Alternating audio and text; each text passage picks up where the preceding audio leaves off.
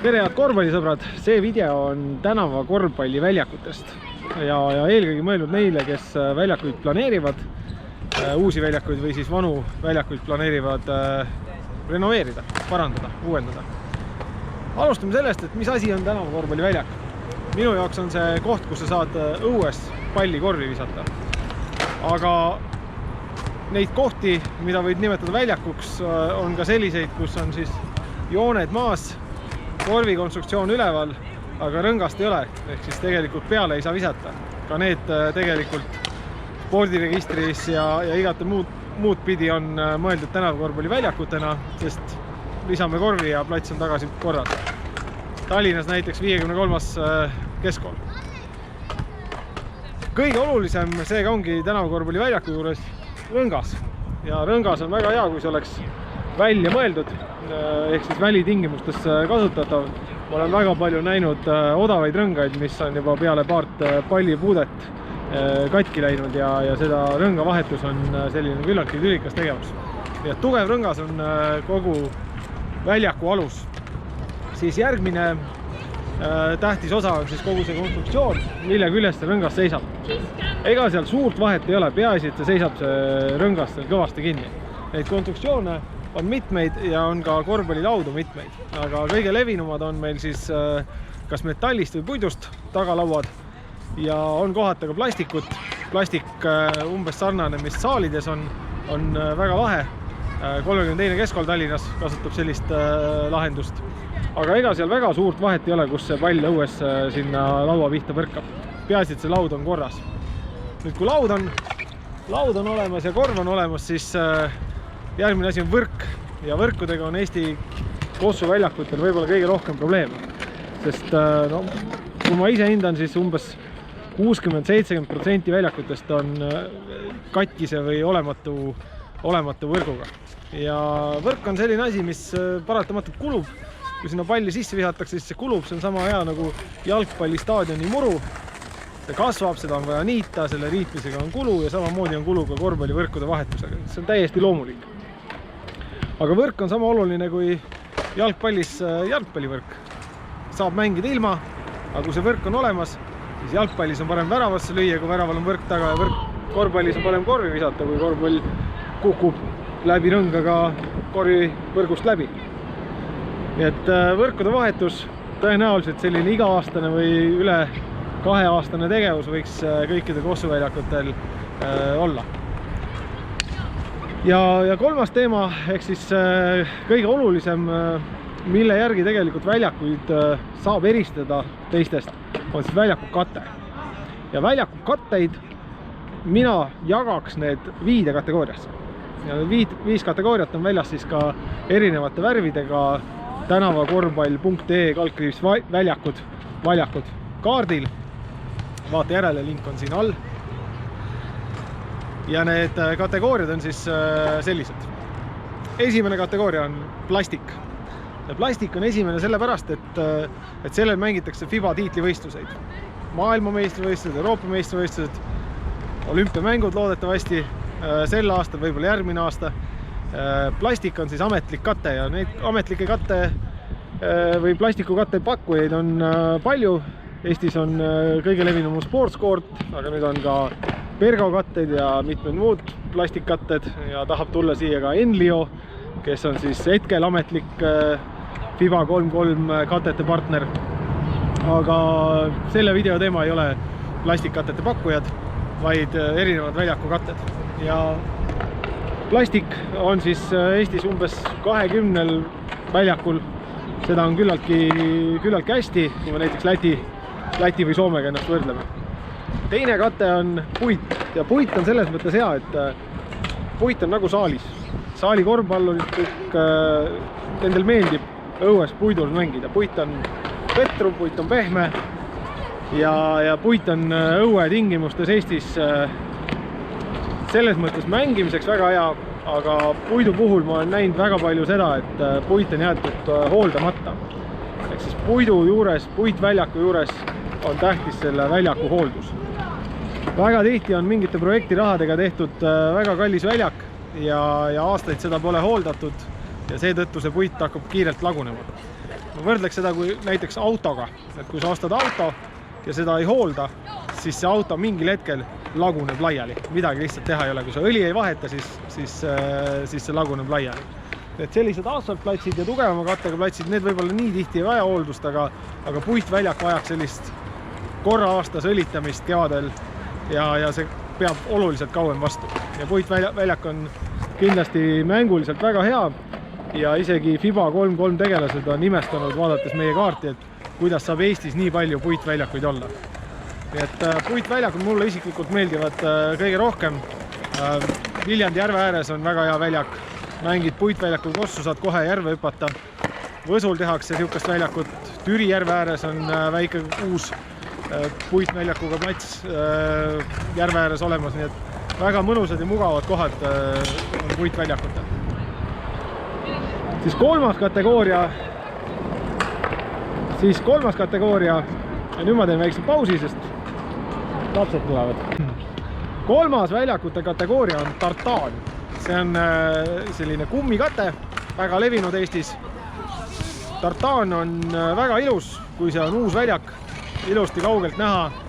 Peale minna, siis ta on mõnusalt pehme, kui sellel peal jalutada. Aga minu enda jaoks on siin paar miinust. Esimene miinus, mida on öelnud pigem mängijad, on see, et see tartaan on pealt pehme, aga all on ta kõval pinnasel, ehk siis betoonil või asfaldil.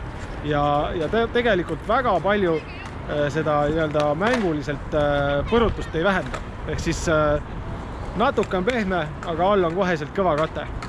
Ja teine miinus, mida tehniliselt vaadates ma näen, on see, et kui tartaan kuskilt hakkab lagunema, ehk siis nendest kohtadest, kus rohkem mängitakse, tekivad sinna tartaani sisse augud, siis ma ei tea, kuidas see parandamine käib, et kas see lappimine ja muu asi, et kas tuleb terve väljak üles ära vahetada või siis piisab sellest lapist. Et selline, ma olen väga palju näinud tartaankattega väljakuid, mis on kulunud, kus on augud sees ja kui augud on sees, siis nad on paraku lähevad kiirelt väga koledaks.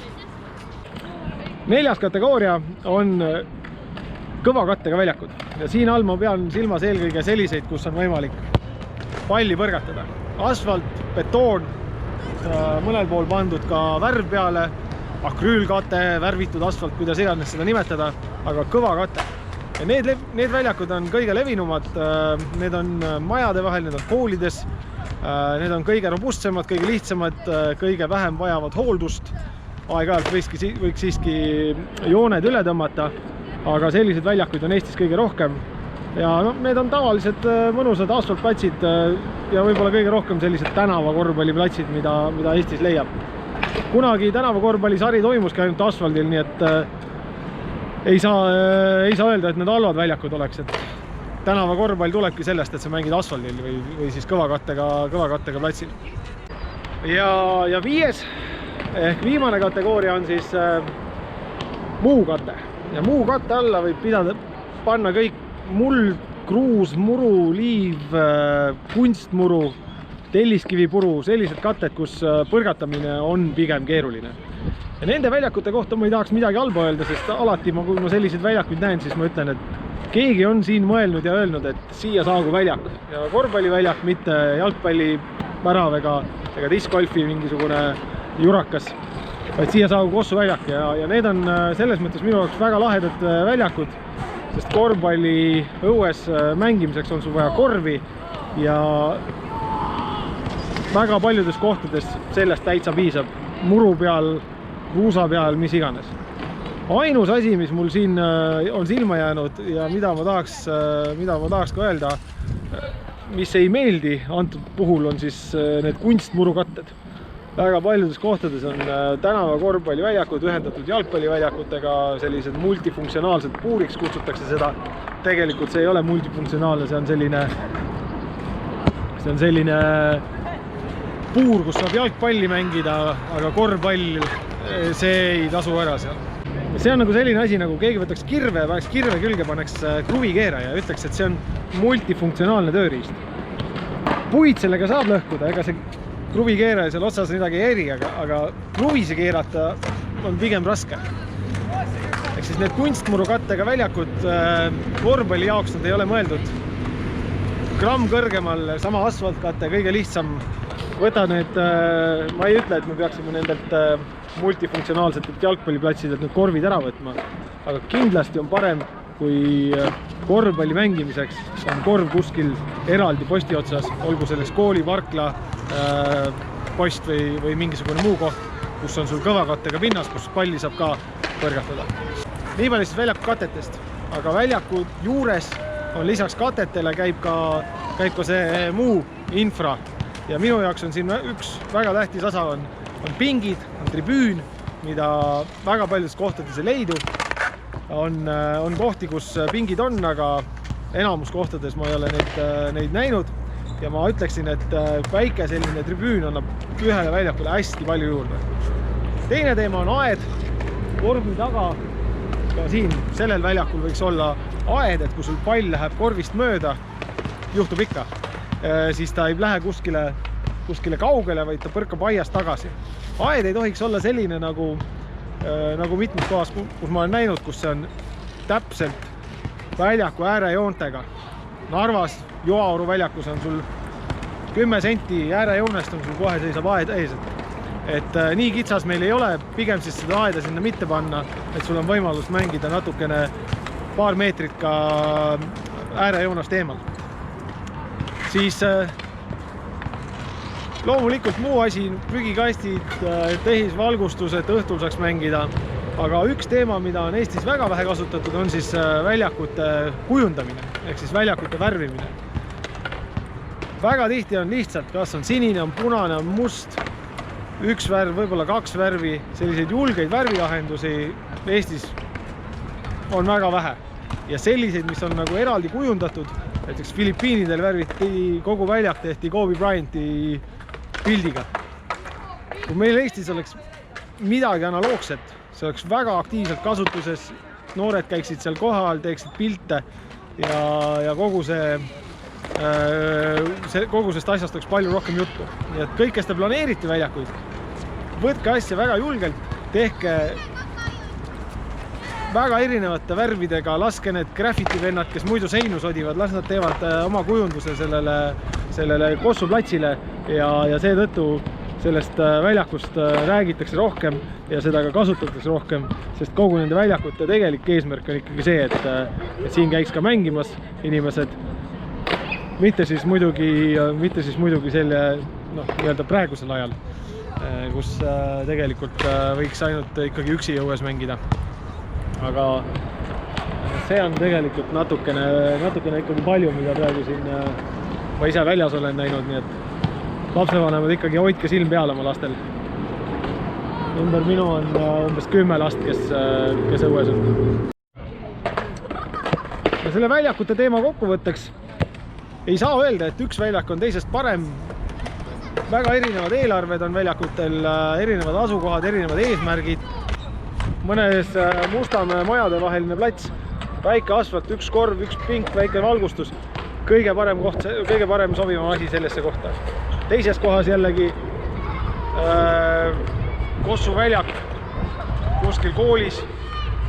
Peaasi samamoodi, et sul see korv on. Selles ei ole väga aktiivset kasutust. Kõige tähtsam, et need noored saaksid vahetunni ajal, kui me kooli tagasi lõpuks jõuame, saaksid peale visata palli ja et oleks selline võimalus, et oleks palli võimalus korvi visata.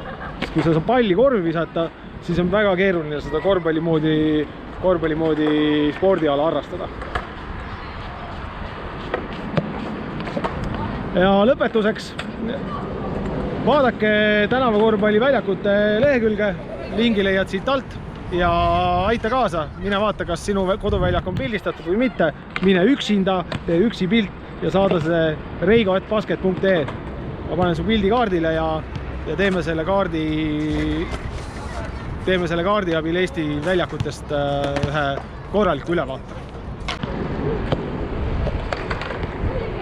Hetkel on korvpalli karantiin. Püsi kodus, kui mängima lähed, mängi üksi. Stay the fuck home.